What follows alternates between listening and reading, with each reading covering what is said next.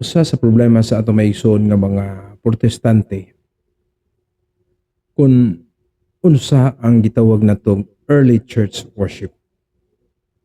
Kanang gihimo nila mao ba na ang gihimo sa mga apostoles. Maigsoon kung masusita sa Biblia, masusita sa kasaysayan, the early church worship from the time of the apostles is centered on the Eucharist. No? Ang mga Kristiyano sa ilang liturgical worship sa una, naa magtapok sila sa ilang pagsimba ug nadiha ang pagampo, pagbasa sa kasulatan kadtong Old Testament or ang wali, buhi nga wali sa mga leader, mga apostoles. Ug ang matud pa, celebration of the Lord's Supper. Mao kini ang early church worship. Susama sa atong gihimo karon nga Santos nga Misa. Do mayon kita nga dunay evolution kay dili man ingana kahanay ang pagsaulog nila sa Eucharistia niadtong panahon. So si San Pablo naghisgot diha sa Corinto, naghisgot siya sa mahitungod sa Eucharistic celebration. The celebration about the body and blood of Christ and the species of bread and wine.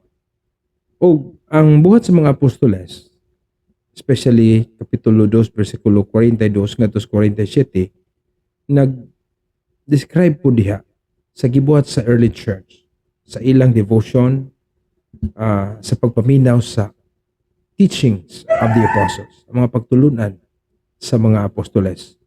Fellowship, breaking of bread. And matud pa kining breaking of bread, mao ni ang Eucharistic celebration ug sa ilang pagampo. Si San Pablo sa 1 Corinto 11:23 ngadto 26 may hatag sad nato og account on the celebration of the Lord's Supper. Mao day kini ang pinakaimportante nga kasaulugan sa mga Kristiyanos. Pero karon ang pangutana, unsa may gibuhat sa mga dili Katoliko? Ilang gisaway ang atong Santos nga Misa ug nag-imbento sila sa ilang kaugalingong praise and worship which is not practiced during the time of the apostles.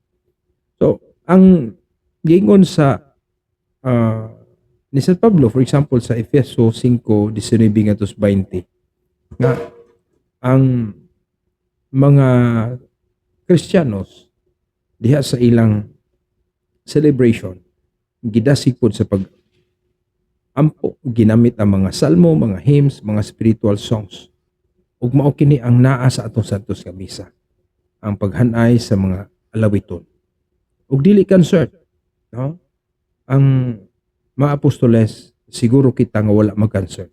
Unsa naa nila didto is the celebration of the Lord's Supper and their belief that the bread and wine after consecration is no longer the ordinary bread but the body and blood of Christ. God bless.